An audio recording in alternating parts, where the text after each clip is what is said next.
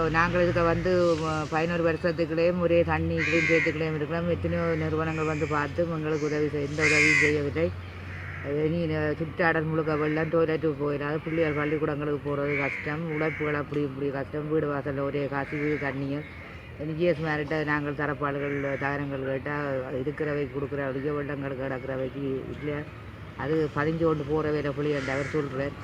இதற்கெல்லாம் நீங்கள் ஒரு முடிவெடுத்து எங்களுக்கு தான் நீங்கள் தான் எங்களுக்கு உதவி செய்யணும். வீடு வழியே இருக்கிற குளிர் நடுக்கங்கள் எல்லாம் வசதி எங்களுக்கு கொஞ்சம் கஷ்டம். இல்லாடி நாங்கள் கஷ்டமான உழைப்புகள் இல்லாத மண்ணுகள் பறிக்கிற கட்டத்தில் இருக்கிறோம். சும்மா அதால் போகிற மண்ணை கேட்டால் கூட முனிசிபாலிட்டியால் போகிற மண்ணை கேட்டால் கூட கொண்டு பறிக்கணும். விட்ட அவங்களுக்கு வேறு யாரும் காசு கொடுத்தா பறிச்சிட்டு போகிறாங்க. எங்கள்கிட்ட காசு இல்லாத தன்மையில் நாங்கள் ஒன்றும் செய்யாத கட்டத்தில் இருக்கோம்.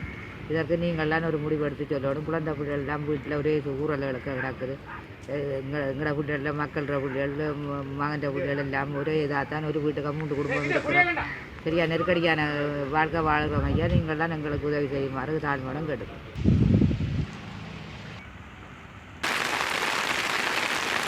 நாங்கள் வந்து இந்த ஒரு வருஷமும் இந்த மழையால் பாதிப்பு பட்டுன்னு தான் இருக்கிறோம். என்ன பிரச்சனைன்னு சொன்னால், இப்போ ஒரு ஒரு ஆள் வந்து எங்களுக்கு உதவி முன்னின்று செஞ்சு அரை திட்டம் போய்ட்டுண்டாலும் எங்களுக்கு தார வசதியில் இப்போ ஒருத்தரும் இல்லை. இப்போ எங்களுக்கு இந்த மண்ணுகள் அதுகள் அடித்து விட்டாலே இந்த வெள்ளங்கள் அதுகள் கொஞ்சம் குறைவாக இருக்கும். எங்களுக்கு ரீகனாக கொஞ்சம் இந்த இதில் மண்ணுகள் அதுகள் இதுகள் வந்து கொஞ்சம் உதவி செஞ்சு அதை நிறுவனங்களும் வந்து ஒரு 5-8 தாரம்படி கொஞ்சம் பேருக்கு கொடுத்தது. மிச்சாக்கள் இப்படித்தான் கொட்டு வீட்டிலையும் முதலையும் இருக்கிறோம். எல்லோரும் இருக்கிற வந்து வசதியானாக்கள் ஒருத்தரும் இல்லை. எல்லோரும் கஷ்டப்பட்ட ஆக்கள்லாம் இருக்கிற கூடுதலாக இருக்கணும். அவியலால் வந்து முழுமையாக செயல்படுறதுக்கு அந்தளவுக்கு வசதிகள் இல்லை. இதில் மகேஸ்வரன் நம்ம அதுக்குள்ள ஒரு 28 வீட்டுக்கு கட்டி கொடுத்ததோட அதுக்கு பிறகு எந்த ஒரு உதவியும் இல்லை. 13 வருஷமாக காலமாக இதே வெள்ளம் பாதிப்போடு தான் நாங்கள் இருக்கிறோம்.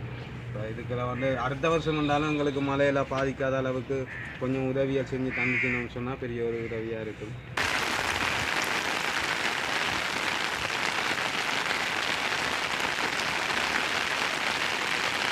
வசதி என்ன எல்லாரும் கஷ்டம்தான். தங்க இதுக்கேற்ற மாதிரி மண்ணை பறித்து ஒரு கொஞ்சம் பேர் இருக்கிறோம். ஆனால் அதை விட இயலாதாக்கள் ஒட்டுமொத்தமாக பார்க்க போனால் வீட்டை சுற்றியே வெள்ளம் தான் இந்த வருடம். இப்போ ஓரளவு கணக்காகி இன்னும் ஒரு 2-3 நாளையால் பெரும் வெள்ளம். பெரிய இது ஒரு டொய்லெட் இது இல்லை, ஒரு வீட்டு திட்டம் இல்லை, ரோட்டு போகிறோன்னா என்ன இருந்தாலும் பாரவை சொல்லினா உங்களுக்கு உறுதி இருக்கா? உறுதி இருந்தால் தான் எதுவும் செய்யலாம், இல்லாட்டி ஒன்றுமே செய்யலான்னு சொல்லிடணும்.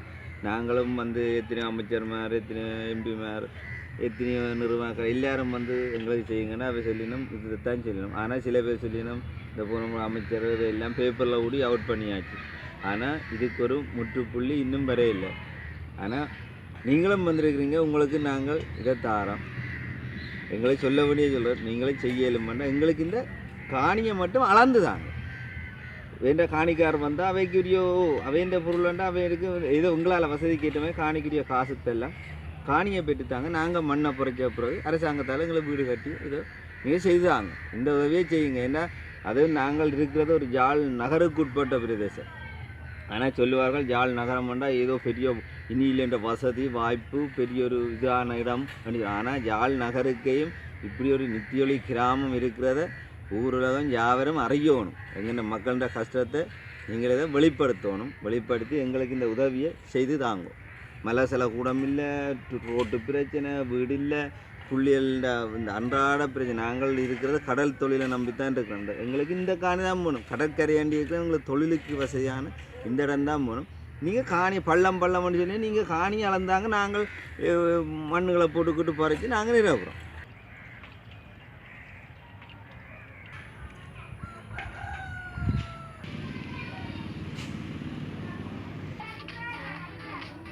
சரி, நீங்கள் அழுவலாம். நீங்கள்